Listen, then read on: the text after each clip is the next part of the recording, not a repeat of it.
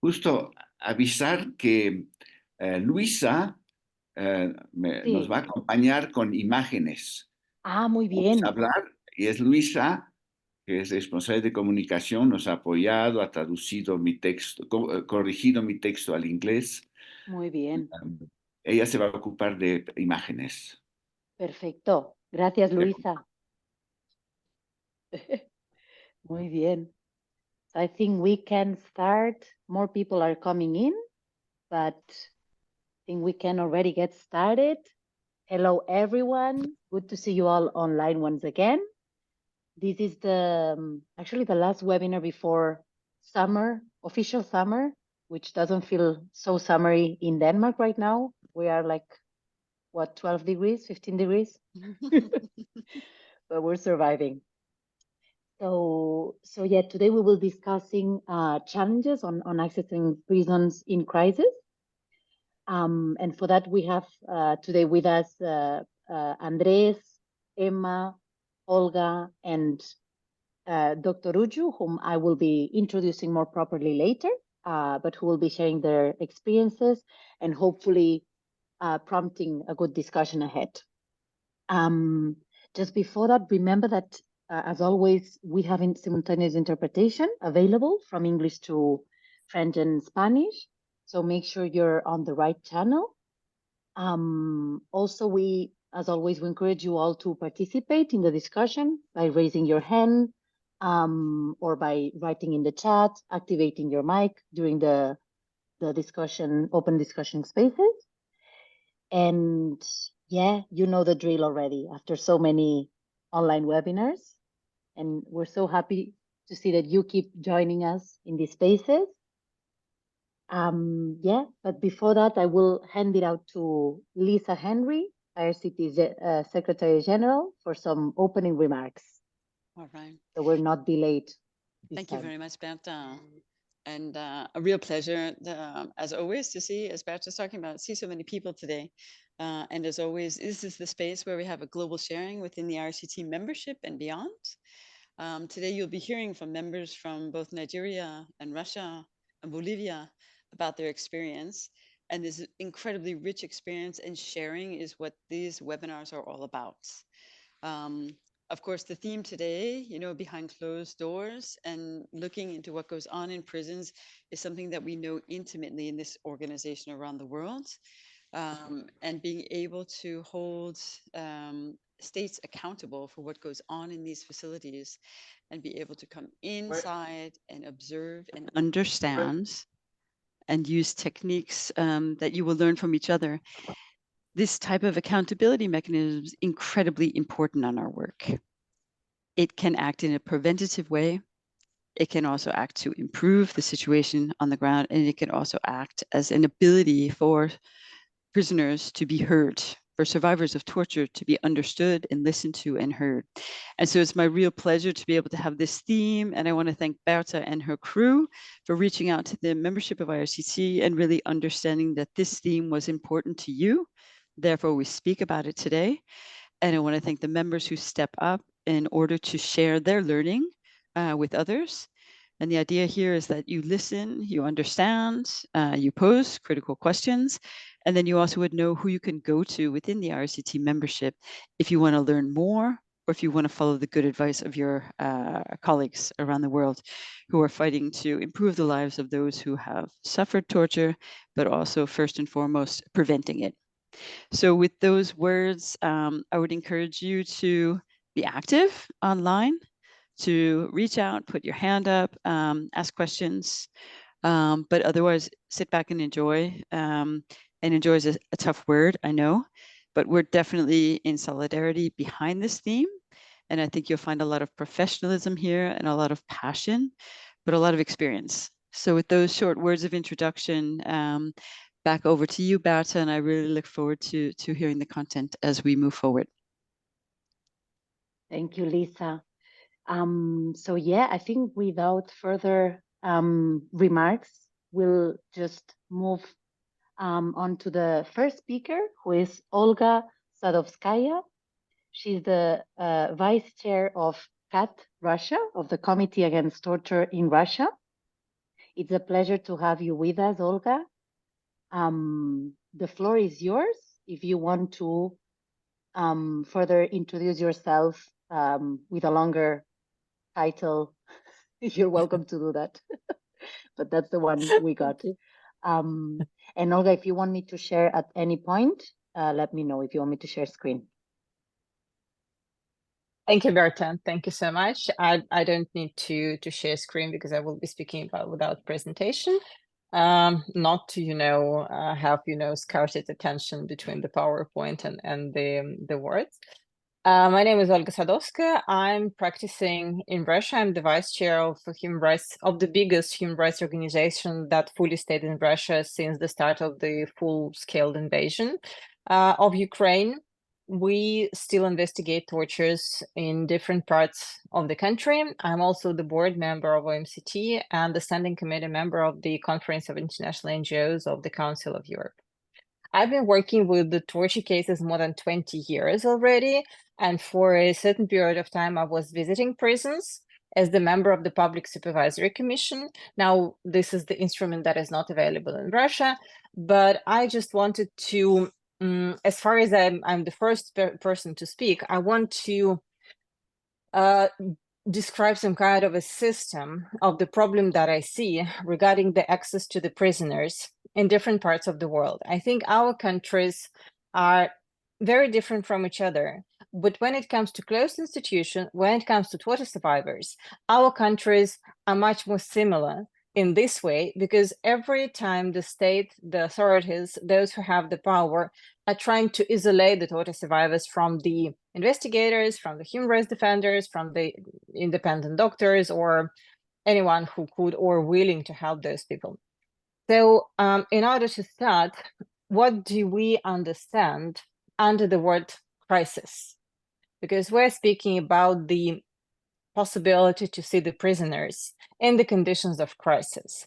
And what are these crises that actually cut off the human rights defenders and observers from the prisoners they could visit and help? I actually, in my mind, have 4 main crises that we could face on our way to the prisoners. First of all, and maybe the discussion even started with this kind of crisis, is an epidemic crisis. In 2020, we have witnessed COVID, and we have witnessed the closure of a lot of institutions trying to prevent the spread of the illness, but at the same time using COVID as an excuse to cut independent observers and doctors from those who are subjected to state-owned violence. So the first type of crisis is like medical crisis, COVID or other epidemic happening in different countries all over the globe. The second type of the crisis is political crisis, or a political regime that actually tries to hide the crimes of the state, to hide the evidences of state-owned torture, especially if the state tortures political opponents, political prisoners, those who speak up to different political groups or try to fight for political power. The fourth type of the crisis is actually repressions. It not always happen, and it's rarely happened that there are repressions against all of the society in the country. North Korea is an exception, but it happens that there are repressions against certain social groups in the state. It might be LGBTIK plus people that are targeted by the state. It might be journalists. It might be human rights defenders. It might be political prisoners who are fighting for political power. I'm sure many of you heard that less than half a year ago, one of the leading opposition leaders in Russia was killed in the prison, and there was no access. And there is a crisis when there is no access of human rights defenders and lawyers to the prisoners in the very far away regions of the country. So this is the third type of the crisis we could face. And the fourth type of the crisis is war itself. As we see from the examples of Yugoslavia, of the war in Ukraine that is happening now, of the military situation, I would say, between Palestine and Israel, and many other regional military happenings and local wars, we see that the prisoners of war that are brought to the territory of the country that is an aggressor are actually also cut off, either from their relatives or human rights defenders from their country, and also from human rights defenders in the country where they have been brought to and where they're kept. For example, in the case of Russia, we know that several dozens, hundreds of prisoners of war were brought from the territory of Ukraine to the territory of Russia, but none of the human rights defenders or other actors in the country have access to those people. So mainly there are like 4 types of crises we could face. And in these situations, we don't have normal access to the prisoners. What kind of restrictions we could face? Either this is a total restriction of any kind of visits available for these people, or it's partly closed institution or partial possibility of visiting those people. We're not speaking about open prisons because that's not a crisis and that's not a problem. And what types of access we could opt for or we could look for when we're speaking about the access to the prisoners. Sometimes it can be not very usual suspects that we use, but what we usually do. In many countries, there are existing public supervisory bodies. In Russia, it was called public supervisory commissions. In Tunisia, I think it's called more or less the same. In different countries, they act as a scheme of Ombudsman Plus, in accordance with OPCAT protocol. So mainly this is the mechanism that is described in OPCAT protocol to the Convention Against Torture. So there are public independent bodies that can have access to the prisons and speak in private to the prisoners to find out about their prison conditions, about their health conditions, about violence subjected to applied to them, or any other issues. If this is not possible, usually in many countries, there is still a possibility that attorneys could visit the prisons. It makes the work of human rights defenders much more expensive on torture cases because they have to pay the attorneys to go there. Not all of them actually ready to do it pro bono, but this is the type of the access that is mainly available in many of the countries, even in restricted countries. Sometimes we could have information through relatives, and this is already an unqualified people who don't have any kind of knowledge how they should document the torture traces, how they should speak to torture survivors, how they should collect evidences or their request for help if there is a possibility to do so. Then there is priests or any other religious, members of the religious organizations that are usually allowed to visit prisoners even in a very restrictive environment and in very authoritarian countries, because usually authoritarian countries are characterized by the close cooperation between state bodies and between religious institutions, that actually they usually see it as empowerment of the state power. That's why we could have a look for certain allies in the priest community, in the religious community, and they could also become the source of information. But again, this is non-professional, collector of information, and they need to be supported by the human rights defenders in the way how they could collect information. That's what we also do. In some countries, there is still a possibility of international bodies to visit prisoners, like European Committee for Prevention of Torture, of their regional analogues in different parts of the world. And what is very important here is for international organizations to advocate that when they're making their visits, they do it in collaboration with the regional partners, but not provided by the authorities, but chosen from the independent NGO world of a certain country. They usually avoid doing that, using it as an argument that next time we won't be invited. But if you invite it every time and don't have any real access to the prisoners, maybe you can just try once to have independent access, and maybe you won't be invited again, but at least once you would have access to independent information. So maybe there is a way to lobby for that. Another way of breaking this ban on visiting the prisoners is seeing the prisoners in courts or hospitals. So seeing there in the institutions where the prisoners are brought for certain activities by the government. Usually it's courts or hospitals. If it's a hospital, obviously there is something serious and you need to have access to them to document it. Or when there is a court, it's very important that the person who is kept in prison receives this kind of legal assistance, that he is exploiting all the possibilities to be brought to the court every time when his case is heard in the court. And actually, you could have as many trials as you want regarding to your prison conditions, because usually if we speak about crisis, it means that there are a lot of problems in the prison where the person is kept.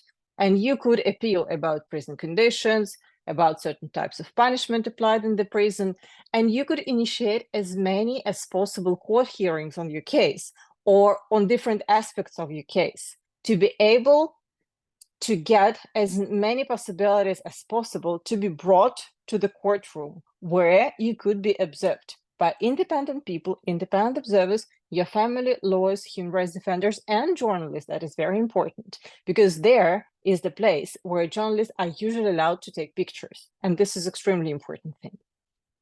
And also there are legal routes, getting information from the inmates, getting information from the prison staff that is more or less compassionate to the prisoner, or to a human rights defender who is working with a certain case. But we won't be speaking about, legal means of the information, but we all know that they exist, and sometimes there is the only way to get information about the person. What information we usually look for? We usually look for the information about the legal status of the person, because it's not always clear, because maybe he's not a prisoner, but he's a migrant who is kept in pretrial custody for many, many months without being expelled to the country of his citizenship, and without being released in the country where he is arrested. So it's not always clear what is the legal status of the person. We, of course, are mainly looking for the information about his health condition in general, and about some illnesses that he used to have and that could influence his situation in the prison. And we also, of course, want information about the treatment he's surviving through. Either he's supposed to beatings or sexual assault, or some kind of pressure related to religious issues. For example, if he's Muslim and when he's not provided with the food that is acceptable for him during to the religious regulations he has or she has.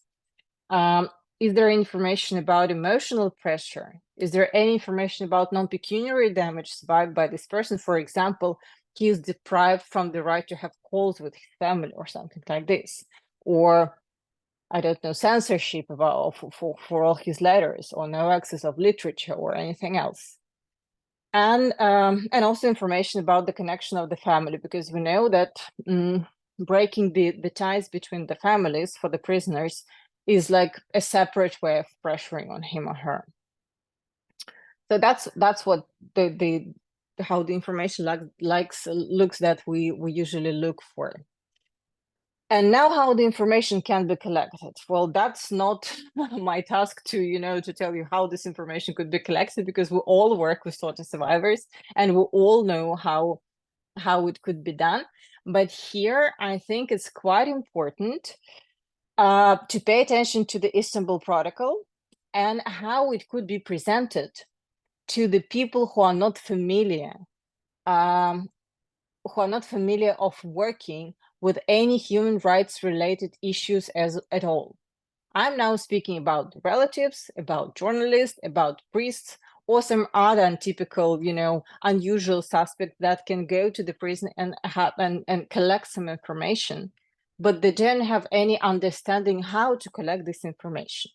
So here it's quite important to have very simple, clear, and easy to understand basic training on Istanbul Protocol for absolutely non-prepared people who could happen to be in the prisons.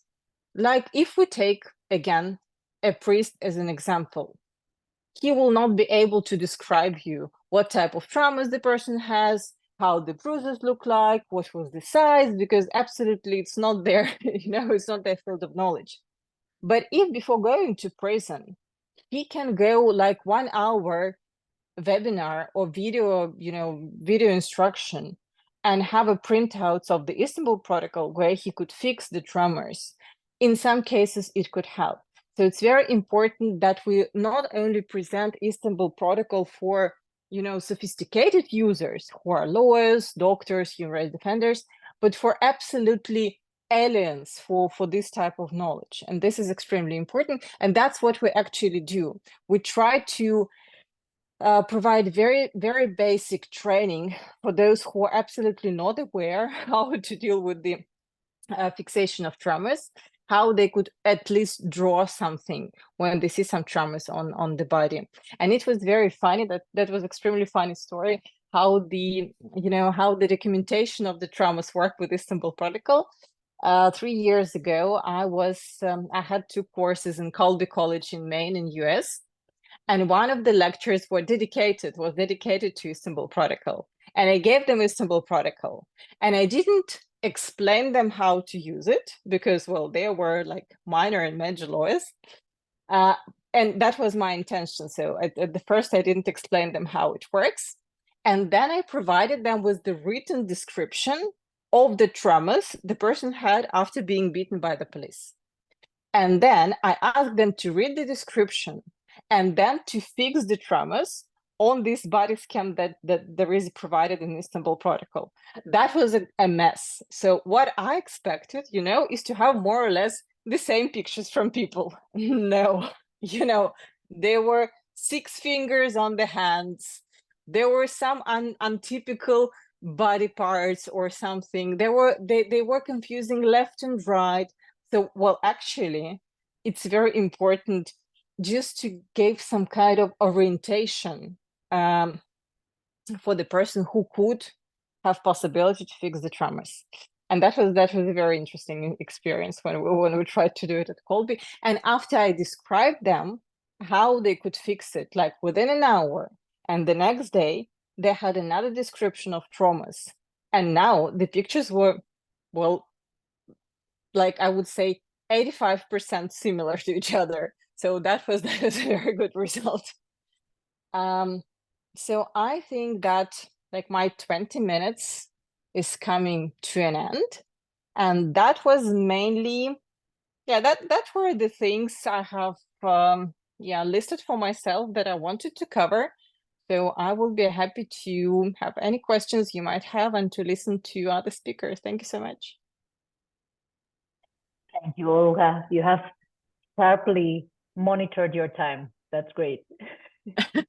Yeah, thank you so much for everything you've shared, and also the specific challenges in Russia and in general from different actors who have different levels of access, right?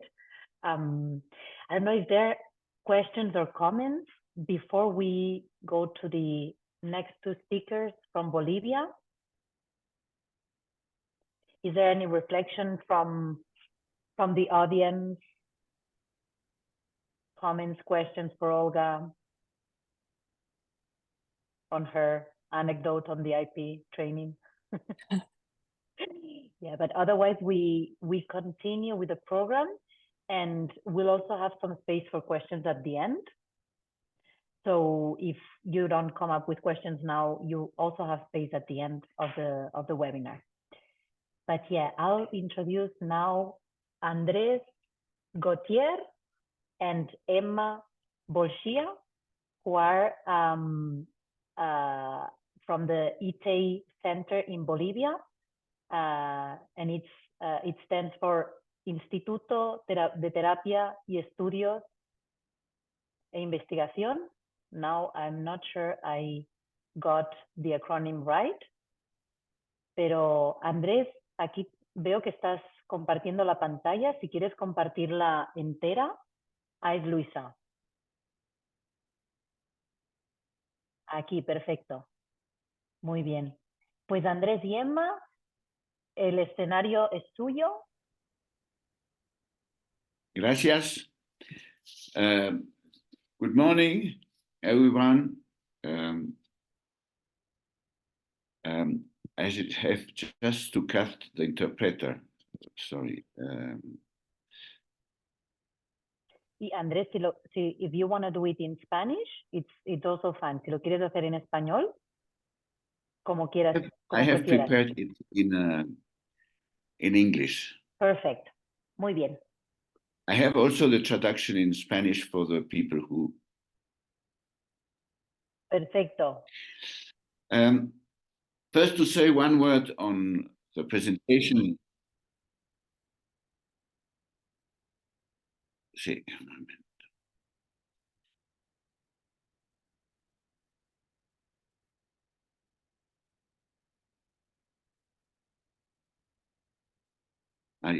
Yes, now it's good.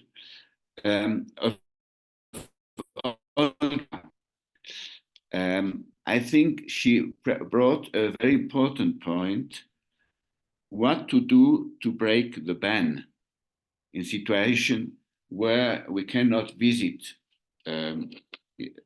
the victims of torture. I think this point should be shared once. Now, I can say that as part of the team of ITEI, we are grateful to the IRCT for taking this topic, because we considered that being in detention centers is strategic in the fight against torture and in the prevention of torture. When the United Nations General Assembly approved the OPCAT in 2002, it was clear to Emma Bolshia, who will speak later, that it is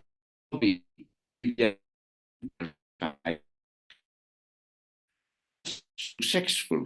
In 2005, President from Bolivia, Rodriguez Velces, signed it, and in 2006, President Evo Morales ratified it, allowing its entry into force the same year, June 2006.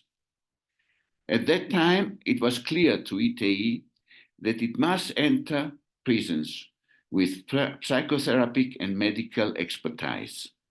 Because if there is a place exposed to torture and other ill treatment, it is prisons. It is also important to know that it is during detention that the people are tortured, but it is in prisons where their results are seen. And of course, the probability of torture is also given there. Behind closed doors, all is possible. ITEI began its activities in Bolivian prisons in 2008, and since then have been in a long learning process. In this way, we will discover forms of torture and state violence that we were unaware of, and that not only police can be executioners, but also the justice system. Let's get to the heart of the matter of today. The fact is that in crisis situation, the practice of torture and ill treatment in prisons is worse. We will present one emblematic situation in Bolivia that occurred after the resignation of Evo Morales from the presidency of Bolivia, November 2019, and the subsequent appointment of the government of transition with Mrs. Janine Áñez as interim president, with the support of the armed forces and the police. The political situation had changed. The social pressure of a middle class had occupied the streets, denouncing the electoral fraud of October 20, was replaced by citizens of El Alto, citizen of the poorest neighborhoods of Cochabamba, South Zone, and the coca growers of Chapare. The situation occurred due to multiple acts of discrimination against the indigenous population, specific persecution, and the indigenous people in positions of authority, racist insults, and attacks on symbols of the identity, such indigenous dress, the polera woman you can see on the image, being attacked, or the Wipala, the indigenous flag, being burnt in front of the Plurinational Legislative Assembly in La Paz and also in Cochabamba. In fact, the government of Janine Áñez eliminated the Wipala from official spaces, replacing it by the Bible.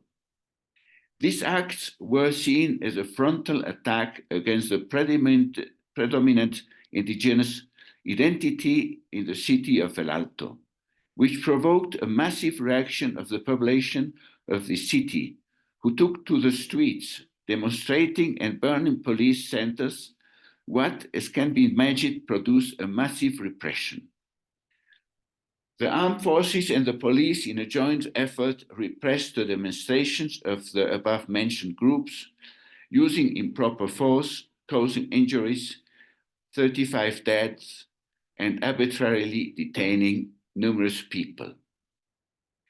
ITEI then, in compliance with the mandate of the human rights organizations that must defend citizens from abuses that the state may commit, visited the places of detention in La Paz, the cells of Special Fighting Force Against Crime, and the judicial cells. Now I give the word to Emma. She is taking the floor now.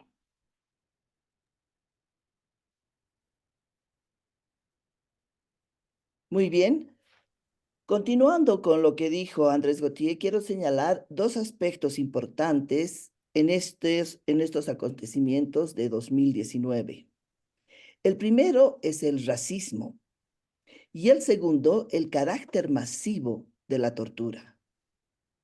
A la tortura masiva e indiscriminada contra los ciudadanos y ciudadanas, sobre todo de la ciudad del Alto y de los barrios periféricos, se une el racismo. El racismo jugó un papel habilitador de otras violaciones de los derechos humanos en los últimos meses de 2019. El racismo se manifestó con virulencia, intensificando la xenofobia, la exclusión y el odio. Y esto se expresó en los epítetos que se utilizaban para identificar a la población alteña de origen aymara o a la población del Chapare de origen quechua. Vándalos, hordas salvajes, ignorantes, sediciosos, terroristas, atribuyéndoles sin ninguna prueba su adhesión al movimiento al socialismo, como una masa manejable, negándoles inteligencia, lenguaje y afectos, con la agravante que una buena parte de la población aprobaba y aplaudía ese accionar de la policía y de los militares. El ITEI en estas circunstancias ha registrado 89 casos de tortura y malos tratos y ha denunciado este hecho ante la Comisión Interamericana de Derechos Humanos. Hay que aclarar que de ninguna manera los 89 casos son la totalidad de los casos de tortura. Ahora bien, ¿cuáles son las dificultades que nosotros hemos encontrado para acceder a las personas detenidas? Dos personas del equipo ITEI, Carla Achá y mi persona, fuimos el mismo día que de las detenciones a las celdas de la Fuerza Especial de Lucha contra el Crimen, donde estaban recluidas las personas que habían participado en la manifestación contra la quema de la huipala, la bandera indígena, por parte de los policías. No nos permitieron ver a las personas detenidas. Al día siguiente por la mañana volvimos juntamente con el médico del ITEI. Nos dijeron lo mismo, que era imposible ver a las personas detenidas. Insistimos. Nos hicieron esperar 1 hora y media, hasta el momento que amenazamos con lanzar una denuncia nacional e internacional, alegando que se estaba obstruyendo la labor de una organización de derechos humanos y salud mental. Por último, nos permitieron entrar por un tiempo limitado a ver la celda de los varones y con una advertencia. El médico no podía auscultar a ninguna persona. Cuando estábamos informando sobre quiénes éramos y qué queríamos saber, cómo estaban ellos, cómo los habían tratado, uno de los presos se bajó los pantalones para mostrarnos sus piernas, que estaban completamente moradas por los golpes que le dieron con un palo. Esto incentivó a que el resto de presos que tenían marcas de tortura se pusieran en fila y dieran sus nombres, el lugar donde fueron torturados y, si era posible, por quiénes. Mientras mi colega anotaba los datos, yo sacaba fotos de las marcas de tortura con mi celular a través de las rejas de la celda. Ahí pueden ustedes ver algunas fotos de ese momento. Estas fotos fueron la única evidencia de las torturas y sirvieron para hacer una denuncia ante la Comisión Interamericana de Derechos Humanos. El informe del ITEI fue el primero y sirvió de base para otros informes como el de la CIDH y el de Naciones Unidas. Posteriormente, se visitó a los detenidos en las celdas judiciales antes de que estos fueran trasladados a los centros penitenciarios. Es de hacer notar que en un clima de polarización política, los organismos de derechos humanos, algunos de ellos asumieron posiciones políticas por un sector y estuvieron ausentes del terreno, pese a los llamados de colaboración que les hicimos los del ITEI a los abogados de la Asamblea Permanente de Derechos Humanos de Bolivia. Incluso el Mecanismo Nacional de Prevención estuvo ausente en un primer momento. Éramos, junto con la Asamblea de Derechos Humanos del Alto, que no estaba reconocida como tal, los únicos que hicimos trabajo de terreno. Es muy importante en estas circunstancias mantenerse firme en la exigencia de que se respeten los derechos de las personas detenidas expuestas a la represión, para que éstas puedan tener acceso a un trato digno, a tratamiento médico, a valoraciones médico-forenses para evaluar su estado psicofísico. También es importante exigir que el gobierno dé todas las garantías para que los organismos de derechos humanos cumplan con su función y puedan atender a las personas afectadas por la represión militar y policial. En este cometido ayuda tener, 1, la acreditación de la institución en la cual se trabaja. 2, la autorización, si es posible, de entrada en recintos de privación de libertad. 3, la tarjeta de Frontline Defenders con el número de teléfono de emergencia. Hay que puntualizar que en la represión, el apresamiento abusivo y la tortura, hubo un uso desproporcionado de la fuerza militar y policial. Como nos cuenta Rolly Daniel Humérez, Quispe de 16 años, detenido por sedición y terrorismo. Él nos dice, los policías formaron un callejón oscuro y nos hicieron pasar. Éramos 25. Nos pegaban en el estómago, la cabeza, nos pateaban. Hasta ahora tengo dolor en las costillas. En la Fuerza Especial de Lucha contra el Crimen, nos metieron en un cuarto y ahí nos pegaron con chicotes y con un cinturón. Un policía hizo ademán de cargar su fusil. Me ha hecho temblar. Me ha hecho lagrimear. Hasta ahora me despierto 4 a 5 veces en la noche. Bien, ahora Andrés Gautier va a continuar con la intervención que hicimos en los recintos penitenciarios. When we entered the prisons, as usual, we already knew of several cases due to visits carried out in police and judicial cells. On the other hand, people deprived of their liberty informed us of people detained during the demonstration. That was also in the youth rehabilitation centers where we worked. And after a while, the torture prevention service from the state also gave us an important list of detained people and their places in detentions. Between November 2019 and February 2020, the ITEI interviewed 89 cases in different places of detention.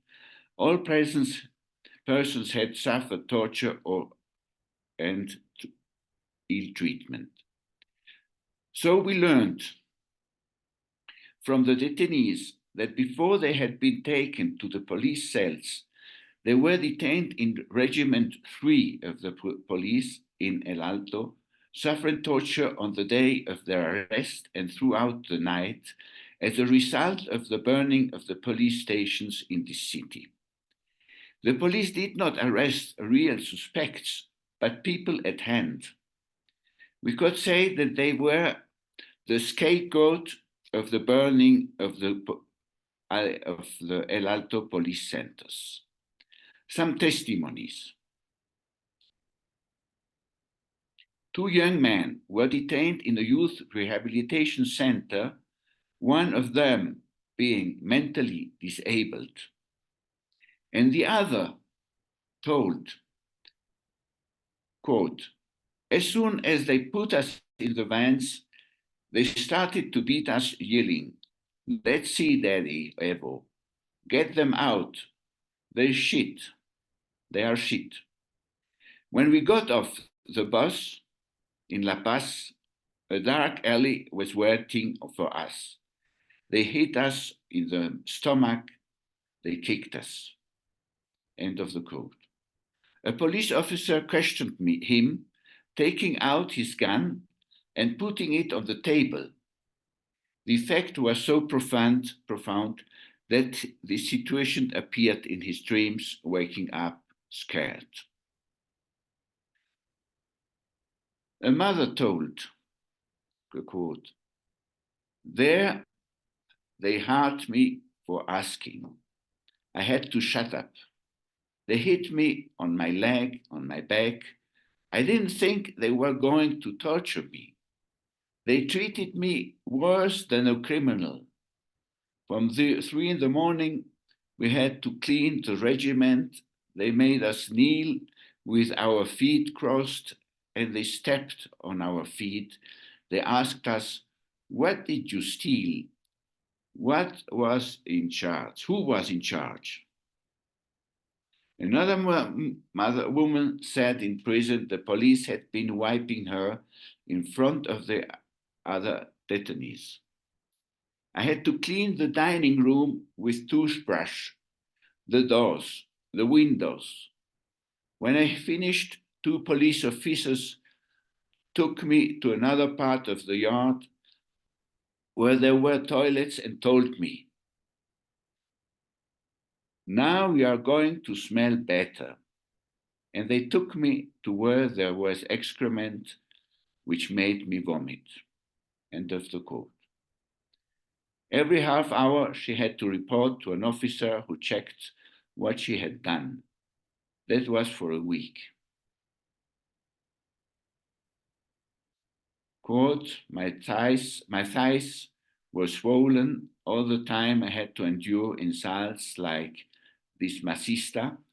The mas is the party of Evo Morales. And so they said, this masista, crook, we have to give her a worse punishment. The worst punishment. There was no one trustworthy. I was afraid. There are all kinds of people. I tried to ignore those who provoked me. For example, they told me, it's not your place. I would get up and go to another place. The police hit me on the back when I was cleaning. Before cleaning, they poured me boiled water. They didn't give me a cloth to collect the water. I had to take out my sweater. My hands were burnt. They made me lift heavy things, even though my back hurt.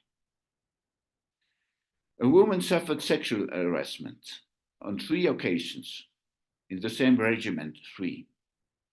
Quote, 3 policewomen took me aside. They undressed me. They touched me, my chest, my private parts. I don't know why. In the police cells, they took me to a room where they made me undress. They made me pull down my pants. I have to endure groping again, humiliation. In the third act, in the prisons of Obrajes, it was worse. I had to undress me completely. For torture ill treatment, prison is a protected place to indulge the acts described above, especially in crimes of crisis. A last testimony from a 20-year-old young man, quote, they took us to the general command, where a dark alley awaited us as we were going up 2 floors up. In the conference room, there was a large table with grenades, guns, shields, vests, and backpacks. They were film dust. Their film dust took photos of us and recorded us saying, they are the ones who burned the building of the Special Force Against Crime in El Alto. They have posted all these contents on social networks. Afterwards, they took us to the side, made us kneel against the wall and start to hit us with rifle butts, with batons, kicking us half an hour. The colonels were sitting there watching. Then a colonel took out a knife and said, we have to kill these shits. A general said, we have to kill those masistas. There was an anti-drug police officer with his gun who said, I'm going to kill them. Most of the people arrested were accused of terrorism and sedition. Their photos had been spread in social networks, stigmatizing them. ITEI attended to these cases during their detention, and when they were released, they were attended to ITEI's offices. Thus, we made a first report on the Inter-American Commission for Human Rights, which had accepted the request from the transitional government to file a complaint against the former government of Evo Morales. However, what was not expected was that a civil society organization, ITEI, would also file a complaint against the traditional government for torture and ill treatment. The commission met in Haiti in March 2020, just before the quarantine was declared by COVID. We traveled with ITEI funds and with the support of other organizations When at that meeting addressing the Bolivia case, ITEI presented the photos of affected people it attended, a government representative exclaimed, "But these photos are from the times of dictatorship." On that occasion, we also presented a complaint from the Association of Injured and Torture Victims, as well as from the relatives of deceased victims. Currently, ITEI continues to provide medical and psychological assistance to the affected people and their families at its center. Likewise, continues to register the accusations and imputation of which they have been subjected, collecting testimonies and documented cases of torture and ill treatment based on the Istanbul Protocol. With this presentation, we hope to have shown, with the example of Bolivia, the importance of being present in prisons and not only in times of crisis. We think that this subject must be treated beyond IRCT. For instance, how is it possible that the Inter-American Commission for Human Rights, in its visit under the government of President of Peru, Dina Boluarte, who was repressing the demonstrations of the Peruvian people, hurting, at the end of 2022 and beginning of 2023, went only to visit the dismissed President Castillo in prison and did not visit the prisons where people were detained because of the demonstration.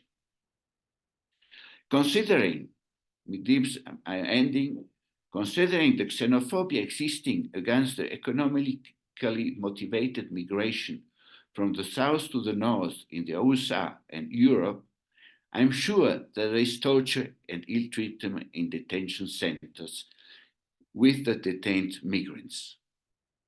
They represent all migrants from the south that dares cross the borders of the north and should be punished about it. Thank you. Thank you, Andrés and Emma and ITEI team. Muchas gracias por la presentación and for explaining the specific challenges that you find with the ITEI and also sharing the testimonies out of these 89, I think you said, cases that you documented. I'm not sure if there are questions. I don't see any hand up and or questions in the chat. Angela is emphasizing the importance of medical legal reports to support these cases in national and international courts. But I'm not sure if anyone wants to jump in with any question or comment or reflection. I'm going to put gallery mode here. Before we go to Dr. Uju, who's getting ready and warming up her voice. No question. Maybe Andrés and Emma, can I ask you if you could explain what is exactly Régimen 3? So the stage before they get to the detention center, Emma, if you can just explain what that is, what that stage is.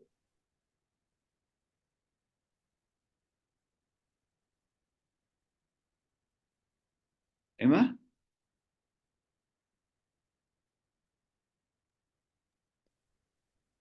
El regimiento 3 es un regimiento que está en la ciudad del Alto, donde vive la mayoría de la población indígena migrante del campo a la ciudad y también la población de las minas, cuando en los años 80 se aplicó el ajuste estructural y fueron despedidos masivamente los mineros que trabajaban en las minas. Entonces, el Alto, ¿no?, es una ciudad muy rebelde en Bolivia y el Regimiento 3 está ahí, en esa ciudad. Y claro, atacaron el Regimiento 3, quemaron parte de sus instalaciones. Dicen los policías que se perdieron uniformes policiales, ¿no? Y de ahí venía toda esa rabia y esa furia y ese uso de la fuerza indiscriminada con las personas que caían presas, ¿no? De esa rabia de los policías, porque acusaban a todas estas personas que estaban presas y que habían sido tomadas presas de manera muy indistinta, ni siquiera sabían si eran culpables o no, de haber quemado esas instalaciones del Regimiento 3, que está en la ciudad del Alto, donde justamente se realizaron los grandes cabildos, de ahí bajaron las grandes manifestaciones, y ahí está la famosa planta de Sencata de gas. Entonces dijeron que así como habían quemado el Regimiento 3, iban también a hacer explotar la planta de Sencata, y eso fue el pretexto para lanzar una represión, pero muy grande, muy sañuda, contra la población aymara que vive en el Alto. Muchas gracias, Emma, por la aclaración. Ahora pensaba que era como un estadio antes de la detención, pero but it's clear now. Okay, if there are no questions, no interactions, no reflections, is everyone awake? Do you need a coffee? Otherwise, we'll move on to Dr. Uju Agomoh. He is the president of PRAWA, the Rehabilitation Center in Nigeria, also very strongly advocating and working with justice. Hello, Dr. Uju. Yes, I'm hearing you. There you are. Look at Okay. you. And feel free, if the connection is bad, feel free to switch off your camera. Okay, confirm that you're hearing me first. Can you Yes. confirm you're hearing me well? Yes, we are. Okay. And I'm going to share the presentation. You are going to with also the show picture. my slides? Yes. In a second. Okay, thank you. Thank you, everyone. Let me start first while Beto is trying to fix that, to thank IRCT for actually dealing with this extremely important subject matter. It is important for several reasons. You know, we can, on one angle, talk about what happens behind the prison walls, but in terms of issue that these prisons and correctional centers face during crisis, it's unprecedented. The best way to look at it is to understand the challenges that inmates face, understand the administrative and logistic nightmares that in many jurisdictions that's been the case. But then when you just suppose this with the situation of crisis or emergency management, it becomes more of a great challenge to consider. Before I start, I want to explain that my presentation is looking at the perspective from Africa. And in doing so, I will also share some of the interventions and experiences from the field especially during the COVID, and some of the things that we did in terms of responding to the terrible situation that many countries in Africa were faced during those crises. But in starting off, I also had to mention that when we talk of crisis, and I believe that this was already mentioned by the first speaker, that you look at crisis from different dimensions, and depending on the type of crisis you're dealing with, then also the degree or the nature of the challenges may vary. But be that as it may, it is important to understand that there are key challenges in terms of accessing prisons, detention centers during periods of crisis. I also would like to flag something right from at the beginning. Any country, and many African countries do face this point I'm about to make. Any country that have problems in terms of emergency management, any country that have problems in terms of resources, in terms of when you're dealing with resource constraints, oftentimes, or maybe the best way to put it is most times, these countries have an increased level of these challenges that you see globally apply, okay? So the first thing is to understand that when there is crisis, every country of the world faces quite different dimensions and serious issues in terms of persons who are incarcerated and in their various prisons and detention facilities. But the point I'm trying to make here is that countries in Sub-Saharan Africa, countries in Africa, continent of Africa, countries where resources are quite a challenge in terms of dealing with these issues, in terms of dealing with humanitarian crisis, dealing with emergency management, and dealing with some of these issues in terms of where you actually face critical resource constraints. So on one side, people who are in custody, we have a big problem in terms of assessing them. And on the second level, when these emergencies and crises present themselves, it becomes worse. The example were made in terms of situations that countries will face during period of war. And one of the ways to explain, to understand this, if you go to countries such as Democratic of Congo to look at their custodial centers, you will see that the nature of overcrowding and nature of challenges in terms of hygiene tend to be much, much more difficult because of the fact that they are coming out of these wars.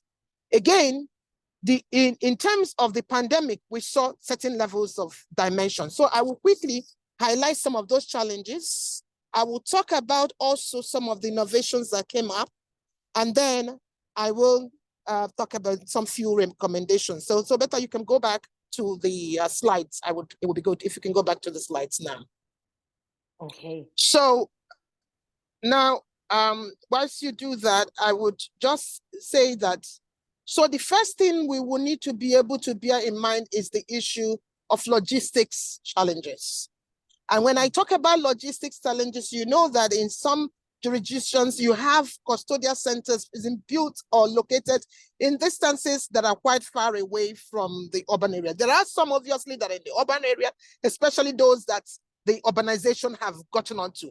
But by and large, in many of these jurisdictions, you have facilities that are built very far. So when there are constraints in terms of roads, problems in terms of roads, in terms of transportation, it tends to even be worse when there is crisis. So you see completely that these people are completely taken away from those facilities. So now I'm actually talking about logistics issues. I'm also talking about issues around administrative challenges that these facilities may be faced with.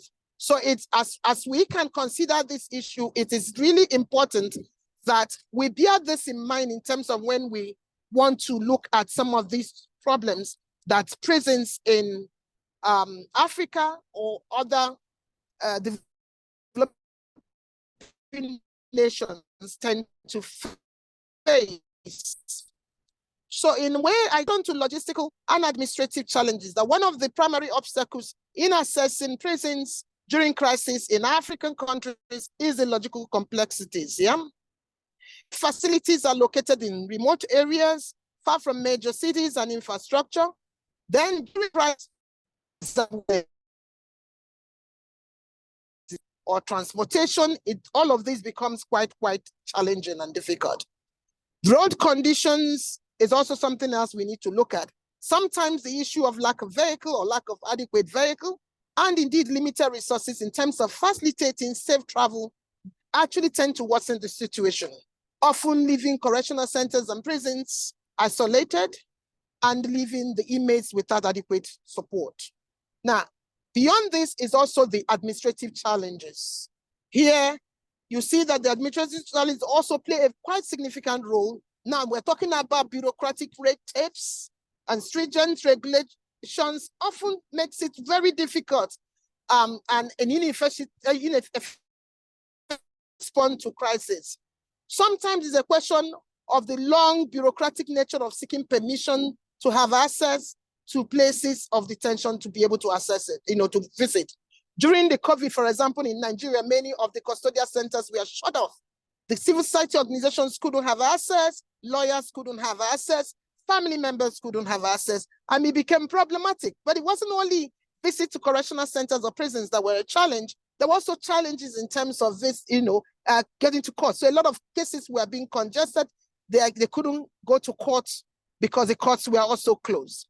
Now, there's also a second point, which is about transparency and human rights concerns. Transparency within the prison systems of many African countries is often limited. During crisis, the lack of oversight can lead to several human rights violations. As you can understand, the external and independent mechanisms for oversight will also not be able to have access into these places. Let me also mention that we often see reports of overcrowding, inadequate medical care, insufficient food supplies, all of these being very common, especially during this crisis. Now, do you understand this fact that even without the crisis, these are issues that are of concerns, but the crisis now actually makes it more worse, because even the support mechanism that the custodial centers, the prisons and detention centers should have been able to receive are also very much removed from them, and it becomes very, very difficult. Now, I will also mention that the situation of emergency often shifts the focus to the broader population. Please note this very fact. It shifts the concentration to the broader population in the society, and therefore the inmates becomes almost like a left target or a limited target being given or focus being given to them. Human rights organizations often experience express frequent concerns in terms of the nature and treatment of persons who were in custody. COVID showed us a lot of lessons. Indeed, we taught us a lot of lessons. There was issues around social distancing measures, access to personal protective equipment, which were quite scarce across many custodial centers in the continent. In some countries, we had recorded deaths, of staff, of inmates. I mean, countries whether in South Africa and some of the other instances, that was quite a challenge. However, the mortality rate in some of these locations were also something of concern. Whilst in a country like Nigeria, that was not the case. But the major issue was that there was a great burden on the correctional service in terms of dealing with this issue. Let me on the suspension of families to any legal representative and be able to have access to attention. Often the changes bring sometimes the best out of us. Now, despite these challenges, therefore, they have aimed at improving some of these conditions and enabling access into the continent of Africa. Some countries began to invest in digital solutions, in telemedicines, to provide healthcare services to inmates. And these approaches, tend to help to address some of the immediate health concerns that some of these countries experience. And we believe that some of these foundations should be really continue to be strengthened. There were instances, which I'm going to come back to very quickly, about establishing virtual visits. Some of that was experimented in Nigeria, and I'm going to come back to it. Now, civil society organization, of course, virtual court was also another. Court sittings were also another. Now, civil society organizations and international bodies began to play a critical role in terms of providing emergency supplies in such crises because it was necessary. You could also recall that during Ebola, that was also something that was also experienced across board. Again, during the COVID, that was something that many countries began to experience in terms of the need to supply hygiene kits, and the list was endless. But without those necessary support, it became challenging. Now, it's important to mention that an inmate who have gone through torture and trauma, his case becomes even worse than what it would be. I mean, even out in the community, many could not afford to access rehabilitation centers. And then we started introducing telecounseling programs, as it were. Now, for example, in PRAWA, these are the following things that we did, and you are going to see some of the pictures to show some of these. We had begun to engage in donation of face masks, face shields, fumigation equipment, sanitary and water containers. And in fact, the face masks were actually sewn by the inmates. We had about 50,000 of those produced. We had donation of laptops and other equipment and data support for conducting virtual visits and for family members and lawyers. We also had a donation of laptops and for courts, for correctional centers, and also for other security agencies, especially in a state called state where we provided this to 25 courts and 3 correctional centers, and basically dealing with pre-trial detainees. There were also issues about advocacy and distribution of awareness materials and guidelines to see how we can encourage access to custodial centers. We then began to conduct virtual trainings and capacity buildings for correctional officers, for civil society organizations, and other stakeholders. It is important to, however, state at this moment that the African countries are beginning to embrace, some of them though, beginning to embrace some of this reform initiative, following from the lessons that they learned through COVID. These reforms, need to focus more on reducing the overcrowding, on providing alternatives that can help reduce this, and having a comprehensive health support service, which should include trauma and health services for all inmates who have passed through these experiences. Assessing prisons detention facilities during crisis in many African countries remains a complex issue. It is fraught with logistics, administrative, and transparent challenges. However, through the combined efforts of government in some instances, civil society organizations and international organizations, there have been some meaningful improvement. We are encouraging innovative solutions and reforms that are sustainable. We need to be able to follow some of these guidelines that were established during the COVID era and ensure that these are enabled in such a way that it becomes relevant even in post-COVID era. But more importantly, that we are able to look at how to deal with emergencies in every regard. Whatever way that those emergencies come, as long as these emergencies are bringing issues which supposed to be concerning to us, and as whether the crises are coming because of political instability, whether the crises are coming because of a civic arrest, exchanges, these crises need to be focused on. It is important that a broader spectrum of crisis management needs to be developed, which puts into place and cognizance the whole issues regarding how you protect inmates in custodial centers, in detention facilities. So the health facilities and provision should not be such that is excluded, that the inmates are excluded from. Otherwise, we cannot deliver what is called health for all. So we are encouraging everyone to be able to look at this and also be very sensitive to the fact that the inmates suffer more.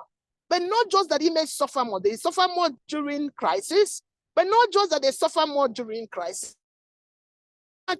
Torture, both physical and psychological, suffer this even in unprecedented level. Again, countries such as African countries, countries coming up from resource that are resource constraints, have even a worse burden to bear. It is also perhaps important at this moment to mention that oversight mechanisms, be those oversight mechanisms that have been established within the international human rights instruments, such as, for example, the optional protocol to the UN Convention Against Torture, Cruel, Inhuman, and Degrading Treatment, which have made a case for both the UN Subcommittee for the Prevention of Torture, but also for the national preventive mechanisms that needs to function in member states. Again, this means that these organs that are aware about these various dimensions. Because once they are aware about this dimension, they are sensitive to those issues. So when they carry out preventive visits, they do so also with the lens of being sensitive to some of these issues. So again, assessing places of detention is very critical. We need to ensure that this is continually promoted, whether during crisis or when there is no crisis. The reason is that the persons who are in custody often suffer worse situations when they're excluded from mechanisms that provide such oversight. In many regions, there are also additional mechanisms beyond the international mechanisms that can be supportive, whether those mechanisms are coming from such as, for example, the Committee for the Prevention of Torture, CPTA for Africa, or through the rapporteur mechanisms of the African Commission on Human and People's Rights, or even through other mechanisms. In some countries, there are also certain mechanisms. I have already mentioned about the NPMs, the National Preventive Mechanism, which is enshrined in the OPCAT for member states. But again, we also have the human rights institutions which can promote and protect human rights. In addition to some other countries, for example, in Nigeria, the Nigerian Correctional Service Act of 2019, Section 21 and 22, provides 4 different mechanisms of oversight, which needs to be also activated, that these oversights can also be able to understand that during crisis, more focus needs to be given, more sensitivity needs to be given.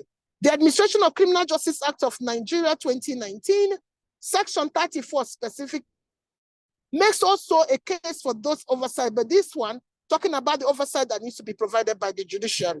As I conclude my presentation while I wait for my comments, I just need to mention that it is indeed important, clearly important, that we prioritize these issues. We look at how to ensure that interventions are sustainable, that interventions are such that are holistic, and make sure that all through the chain, irrespective of where anybody is being kept, every place where people's liberties are deprived, that key focus should be given when there is a crisis in terms of the conditions that those people are placed in. More so, with a keen eye on those who have torture victims and who have suffered from physical or psychological torture, on all its ramifications, including specifically torture as defined under Article 1 of the UN Convention Against Torture, Cruel, Inhuman, and Degrading Treatment or Punishment. I think with these words, I would want to stop here, but better you have to enable me to show my video. I'm not able to. And I'm also willing to hear the comments and questions, but certainly everyone and every stakeholder is key and can provide support, be you from the health sector, be you from the be you for the health sector, be you from the legal, be from human rights activists. So basically, we all need to put our hands together to ensure that we address this critical problem.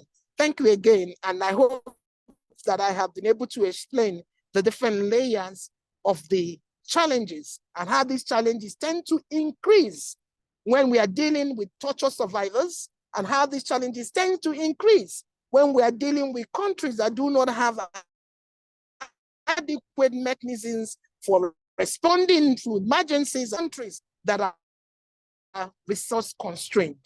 Thank you again, Berta. Thank you everyone for listening. Thank you so much, Dr. Uju, for sharing.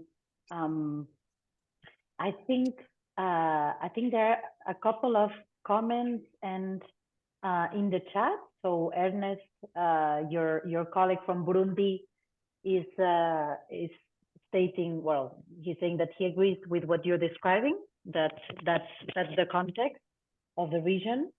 But I'm not sure. I think Sarah wanted to share her personal experience. Then we have Mary from ACTV Uganda and Carmen Alonso.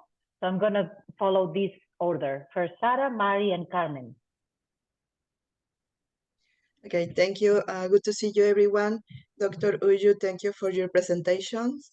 And I want to point out that you are right about speaking of difficulties to assess those that are in prisons. I know by personal experience, I'm a survivor of 2 different immigration detention moments in my life in the States and Canada. And there was not assessment for me during these 2 times. Even in Canada, I got in touch with Red Cross, that unfortunately, they are not allowed to step forward to request for more things because of the MOU that they signed with Canada Border Services. So this is another thing that is very difficult to navigate, the specific point of bureaucracy, right? When agencies are having access to inmates, right? Security screening is one of the worst. They spend around 1 hour in order to really get into the room where people are. So this is something that is impossible to navigate.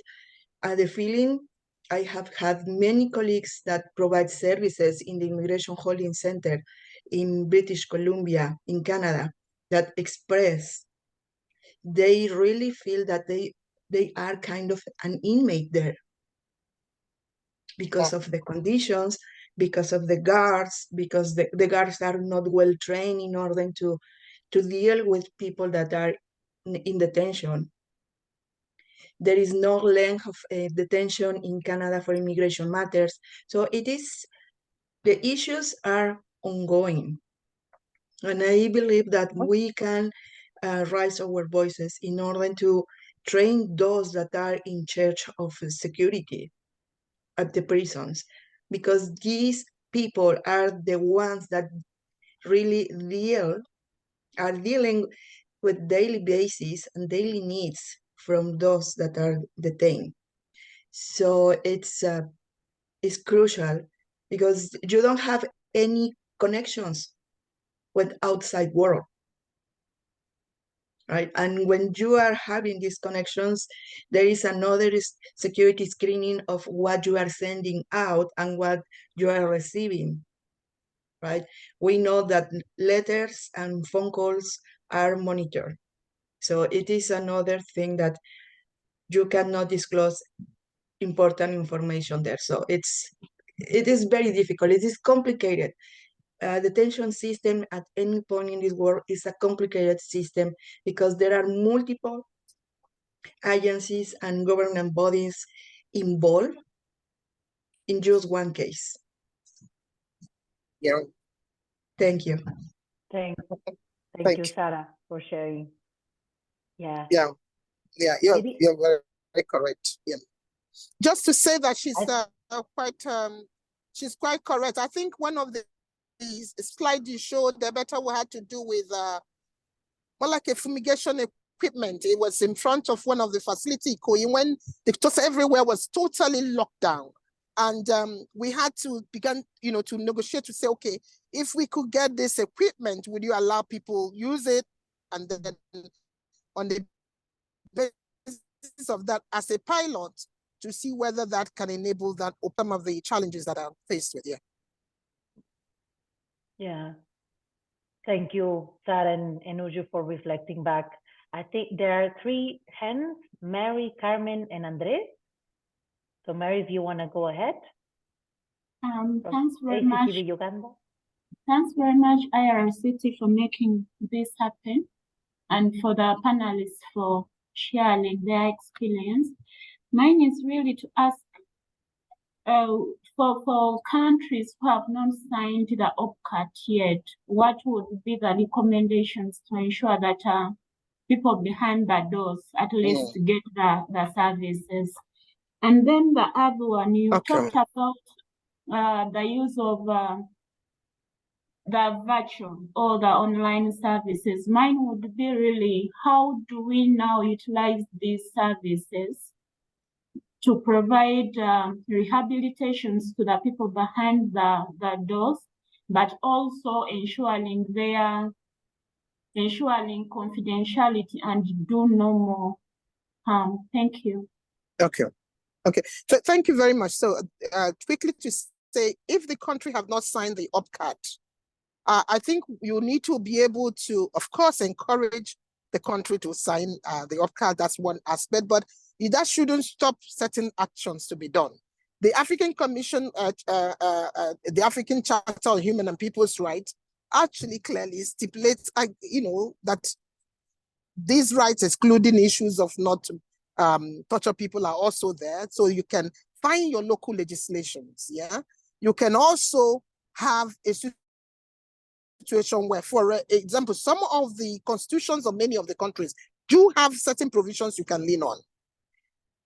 Sometimes it is in the policy, like you remember that I mentioned that the Nigerian Correctional Service Act of 2019, that section 21 and 22 provides oversight. There's usually a provision for oversight mechanism one way or the other, because you need to be able to find what is existing within your local legislation. Then you can also engage with the National Human Rights Institution in your country to be able to encourage, because normally they will have the role for promotion and protection of human rights. But another aspect I will want to encourage is the whole notion of advocacy and being able to provide certain levels of pressure to that country. Now, it's important to mention that the African Commission on Human and People's Rights will also be able to take complaints. So you can pass communication concerning any violations that your country is going through. I mean, they're affecting in relation to this. Also note that even if your country have not signed UPCAT, oftentimes usually every country will go through the UPR, the Universal Periodic Review. And through the Universal Periodic Review is also another opportunity that you can also flag either through shadow reports, some of those violations, and hope that some questions will be asked of your country in terms of complying with some of these issues. So again, training and capacity building is something you can also indulge on, just to encourage them that it is better. You know, look at even the provisions in terms of the Mandela rules that encourages some of these actions. The UNCAD itself too talks about a need to have a systemic process that prevents torture. So torture cannot be systemic. So again, you look at different tools that are available to you. There must be, I believe, but even if there are none in your country, it's important. And for Uganda, I know that you've passed the anti-torture law in Uganda. I hope I'm correct. I believe that ACTV is part of the coalition in Uganda that promoted some work around that space. Yes, but do. The issue is that for civil, for civil society organization, there is always a way to, kind of hold on and make sure that whatever space that you have, you deal with, like, encourage that, whether it's within the country or you escalate a little bit to go to use the continental mechanism or the international mechanism. I think there's also a second question you asked, and this question has to do with the virtual mechanism. I want to say, I do know that there were some people who were using virtual to provide certain levels of education in custodial centers. We did two aspects. We did the one about court sitting, and we did the one about virtual visit to encourage visits. Of course, it's something is better than nothing. But I want to always say this because there was a manual we contributed to, which actually enhanced the fact that we are not saying that the virtual sessions or virtual programs should replace, the physical one, but we're saying it's an added on, So again, where it is possible to utilize that for the visits, because even while you are visiting, looking at somebody's face, you can actually feel. You can see when there is fear, you can sense certain aspects that at least can help you to escalate certain things if need be. But it's better than not being able to have any interface with the inmates, okay? But so I just want to encourage that we use it as an added on, as not as an exclusively the only method. So this is what I will encourage. But you can look at different tools that can be developed if it's necessary to work with certain peer educators. So for example, we found out that welfare officers tend to be a little bit less, more accommodating. So if it's important to train welfare officers to be able to deal with that when it is possible, then you can reach it, but always be able to assess the situation you have and make sure that you're not causing more harm than good. I think those are the words I will say, but again, a combination of those factors, now that at least not, but when you have a crisis, then it needs to be a mode that you need to get in, because nothing should actually encourage complete blackout or non-accessibility to places of detention. That would smell doom. Thank you, Uju. And thank you, Mari, for your question. I think I'm mindful of the time. So maybe we'll take Carmen and Andrés, and then we will have to close it here. Go ahead, Carmen. The floor is yours. Okay, thank you. Thank you, and I'll try to make it very brief.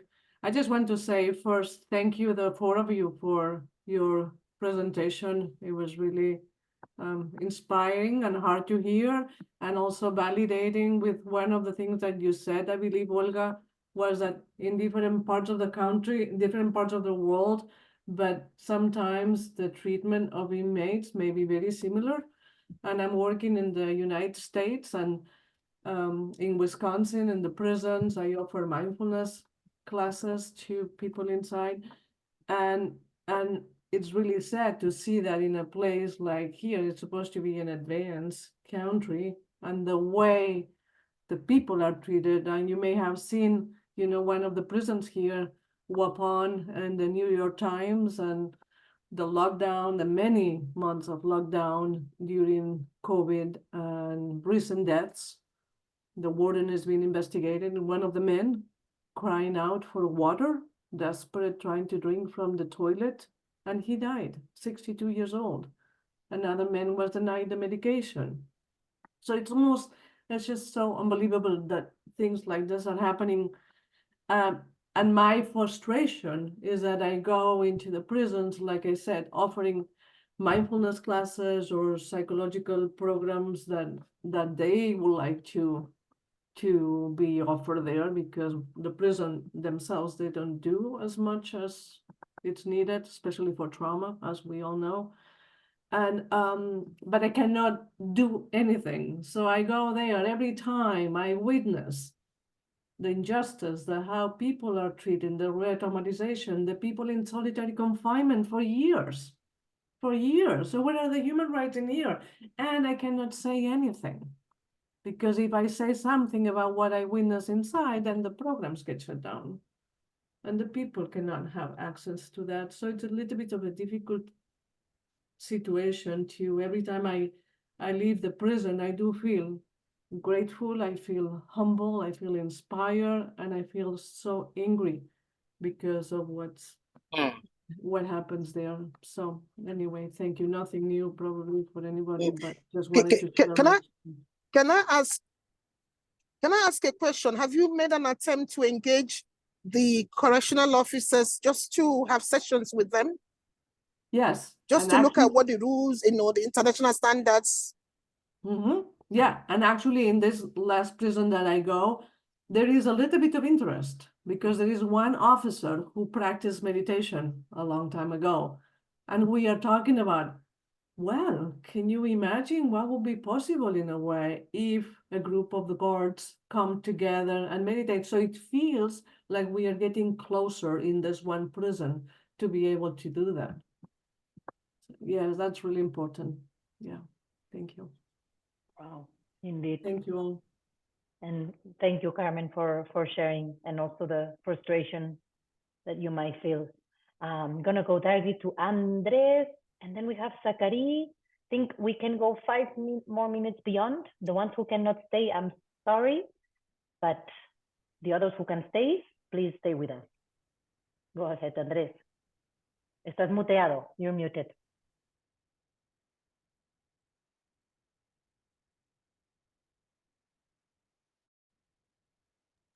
Sigues muteado.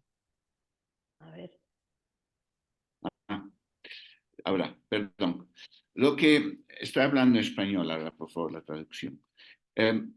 Lo que Sara López contó me pareció muy sintomático. También donde la sociedad civil, en este caso la Cruz Roja, acepta el convenio. No hay reacción social, política, porque ese acuerdo está contra las leyes, los derechos humanos firmados internacionalmente. Y lo que dice Uyu me parece fundamental, porque hay que pasar al nivel que podemos llamar político, es fundamental. Lo trágico es que las instituciones, los que trabajan, también aisladamente, no tienen la posibilidad de intervenir.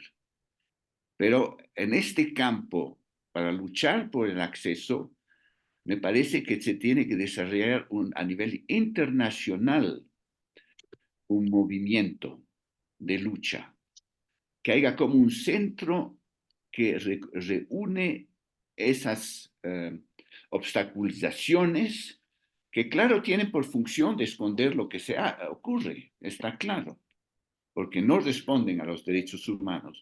Y eso tanto en los países del norte como en los países del sur, del este y del oeste. Esa es nuestra realidad. Gracias. Gracias, Andrés. Think we can take last one, Zachary. If you can hear us, Zachary, you can jump on mic. You have the hands up.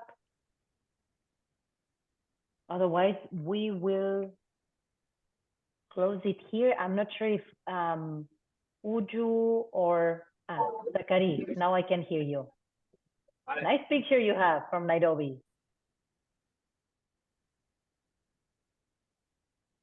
Zachary, you're muted again. Okay. Now. That's not Zakaria. So one quick question. You know, countries, the context from country to country is different. And like a country like Somalia, or the situation is a little bit different. How would it be possible to get success with PCT reason and getting oversight in it?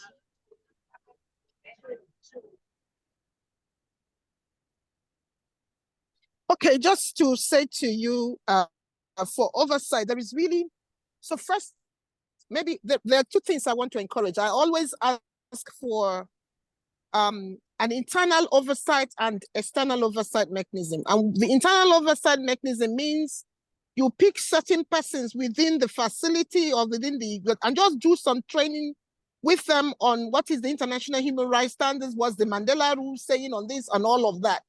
Once you're able to do that, you encourage them to be able to, at least first, that they know what they need to look out for.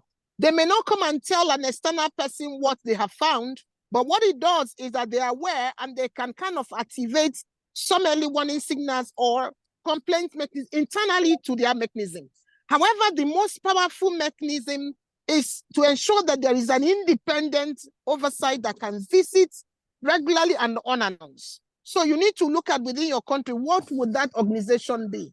Will it be the National Human Rights Commission, for example? If it is not the National Human Rights Commission, would it be like, for example, the Legal Association of Lawyers, Association of Psychologists, Association of Doctors, whoever you think have certain level of clout and can be listened to? You can actually talk with them and see whether they can get into any kind of arrangement to do this. The legislators in some countries may also be useful. Sometimes because legislation, so the legislature actually supposed to have mandatory oversight, of many don't have capacity. Secondly, many may not care on the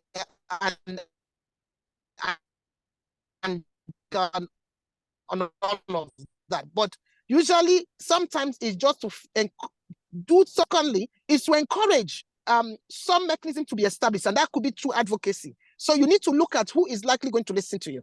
Is it National Human Rights Institution? Is it the professional organizations? Is it the ministries responsible on whatever it is? And if all of the internal mechanisms cannot survive it, then again, you remember I mentioned the African regional mechanism. There is the African Commission on Human and People's Rights that you can also escalate certain levels of interest in.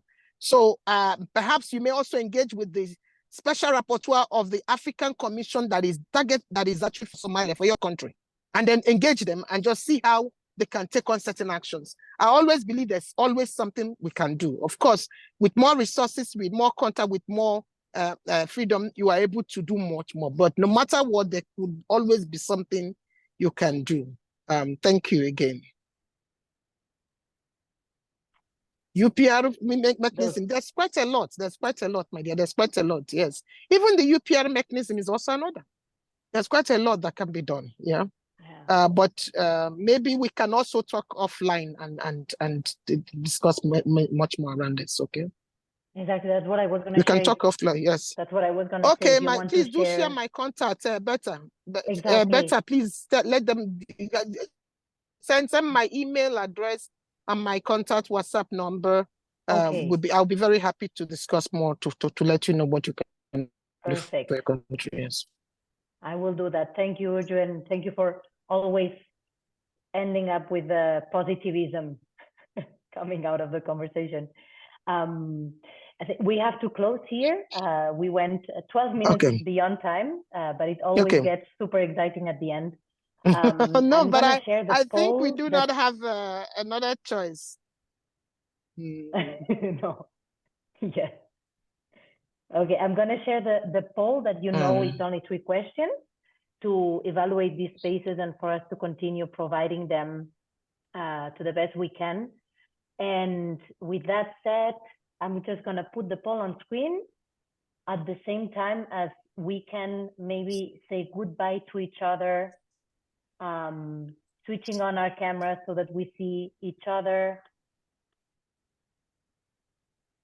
And I would like to especially thank Olga, Andrés, Emma, Uju for your time today, for sharing, for listening in to the others, and also sharing your challenges from different parts of the world.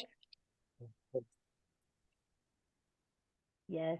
And I think in closing, especially these ideas that Olga was sharing with us about using the facility of families visiting or religious leaders visiting, some of these ideas of being creative about those who have access, right? And if there's a brief training program for some of these people, that might be exactly the place where we could get additional information. So really interesting idea, Olga, in a very difficult situation. But I think this creative thinking that all of you have, I think, espoused in the way you talked to this issue. So thank you very much for your time. Yes. Thank you so much. I think we can say bye. We'll see you on the other side of, well, in September, right, Beta? Or is it? Yeah, I think in August already. We will copy. just so you all know, before you say bye and switch off, we're gonna be launching soon the program for the next webinar series, which is gonna be happening in fall. And it's going to be focusing on gender, so on torture, sexual torture, and in line with the special rapporteur's upcoming report and the many issues to discuss on that specific area of work. So we look forward to see you online in August again. For now, we give you 2 months break. Gracias. Okay. Thank you. Gracias, Berta. Gracias. Gracias. Goodbye, everyone. Thanks for keeping up the. Adios. Bye, Zachary. Keep We up the like your fight. profile picture. Bye.